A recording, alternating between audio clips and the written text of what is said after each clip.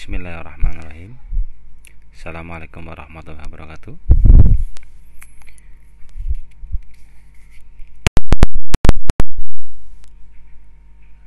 Dari sebelumnya kita membahas tentang kompresor pada pertemuan ketiga. Kita akan lanjut ke pertemuan keempat, membahas tentang unit pengolahan udara pertekanan atau air service unit. Unit pengolahan udara pertekanan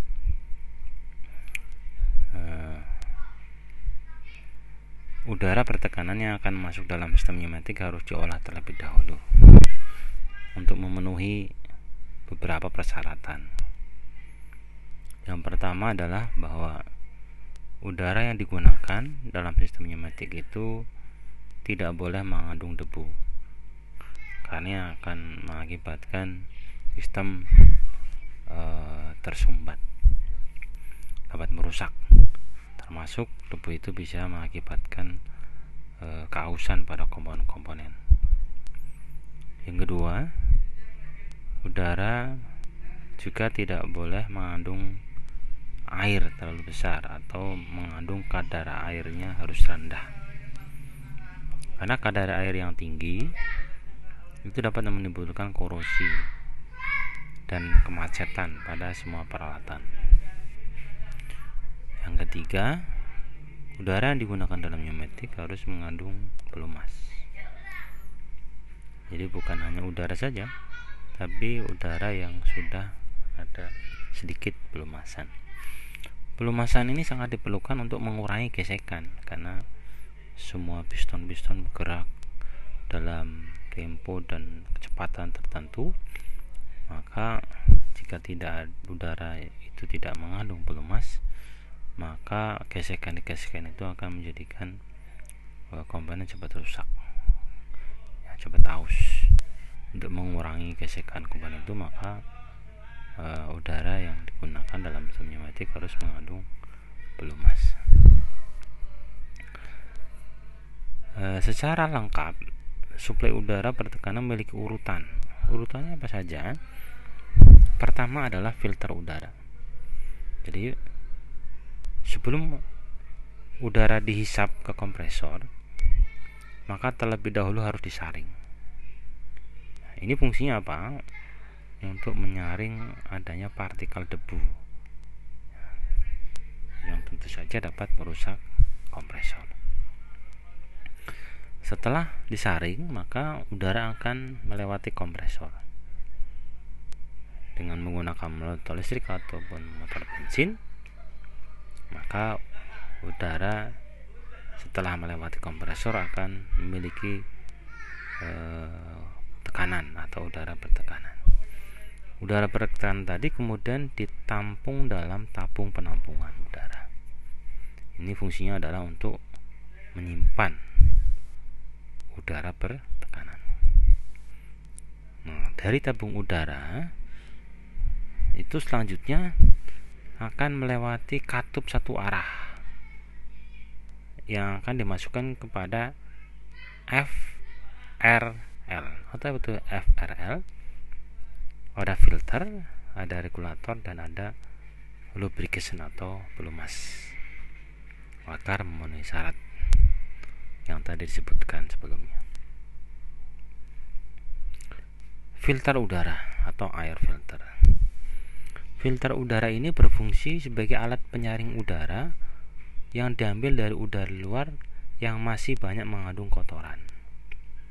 Jadi fungsi dari filter ini adalah untuk memisahkan partikel-partikel yang terbawa seperti debu ataupun oli residu. Ini gambarnya seperti ini. Ini masuk. Ini ada filternya, dia melewati filter, bisa lewat sini, kemudian dia keluar. Itu adalah filter udara. Ini adalah debu maupun oli residu yang bisa kita buang. Kemudian setelah filter, ini tangki udara. Inilah gambar tangki udara. Fungsinya apa? Fungsinya tadi untuk menyimpan udara bertekanan pada tekanan tertentu sehingga bisa digunakan sewaktu-waktu. Ini simbolnya seperti ini, adalah simbol dari tangki udara. Nah, ini kompresor yang kita bahas kemarin, berfungsi untuk menghisap udara, kemudian memampatkan sehingga menjadi udara bertekanan yang bersih dan kering sebelum digunakan. Ini adalah gambar umum kompresor yang berbasis jenis torak. Kemudian ada pengering udara atau air dryer. Fungsinya adalah menghasilkan udara yang kering. Ya, udara juga harus kering, jangan basah. Ini adalah simbolnya. Ini beberapa jenis bagaimana menghasilkan udara yang kering. Ya, di sini atas, di sini atas. Ini ada elemen pemanas agar udaranya kering. Itu sangat tergantung dari penempatan unit, apakah unitnya di daerah yang kering atau mungkin unitnya dipasang di daerah yang lembab, ya, daerah pegunungan yang lembab dan sebagainya. Kemudian ada pemisah air. Udara bertekanan yang keluar melalui filter masih mengandung uap air. Ya, karena kelembapan dalam udara bertekanan itu dapat menyebabkan korosi pada semua saluran, di sambungan, di katup, alat-alat yang dilindungi, sehingga harus dikeringkan dengan cara memisahkan air melalui tabung pemisah air. Jadi ini adalah udara basah, ini ada udara kering. Jadi memisahkan udara dengan air. Ini airnya nanti bisa dibuang. Ada tabung pelumas. Komponen sistem pneumatik memerlukan pelumasan atau lubrication agar tidak cepat aus, ya, serta dapat mengurangi panas yang timbul karena gesekan. Oleh karena itu udara bertekanan harus mengandung kabut pelumas. Yang diperoleh dari mana? Diperoleh dari tabung pelumas regulator. Jadi ini udara masuk, ya. Terus ini ada kabut, ada pelumas, sehingga yang lari ke sini adalah kabut. Regulator udara bertekanan. Jadi udara yang telah memenuhi persyaratan selanjutnya akan disalurkan sesuai dengan kebutuhan. Untuk mengatur besar kecilnya udara yang masuk diperlukan keran udara yang terdapat pada regulator, sehingga kita bisa mengatur berapa bar yang akan disalurkan. Unit pengolah udara bertekanan memiliki jaringan instalasi pemipaan yang sudah dirancang agar air dapat terpisah dari udara. Karena air memiliki massa jenis rho yang lebih tinggi, sehingga cenderung berada di bagian bawah. Sehingga untuk menjebaknya, maka instalasi pipa diberikan kemiringan agar air mengalir secara alami ke tabung penampungan air. Selanjutnya bisa dibuang. Sedangkan udara yang kering diambil dari bagian ke atas instalasi yang memiliki kadar air yang rendah. Regulator udara. Ini adalah gambaran. Ini adalah kompresornya, ini adalah tabungnya. Ini ada tingkat kemiringan sekitar 1-2% menurun. Kemudian sehingga ini adalah udara bersih. Ini ada penampungan cairan. Kemudian tadi ada unit FRL. Yang disebutkan tadi bahwa ini udara gempa yang akan dipakai dalam pneumatik. Pemeriksaan udara gempa dan peralatan. Pemeriksaan udara gempa dan peralatan. Sebelum mengaktifkan sistem pneumatik, udara gempa dan peralatan perlu diperiksa terlebih dahulu. Prosedur pemantauan penggunaan udara gempa yang diperhatikan antara lain apa saja. Pertama adalah frekuensi pemantauan.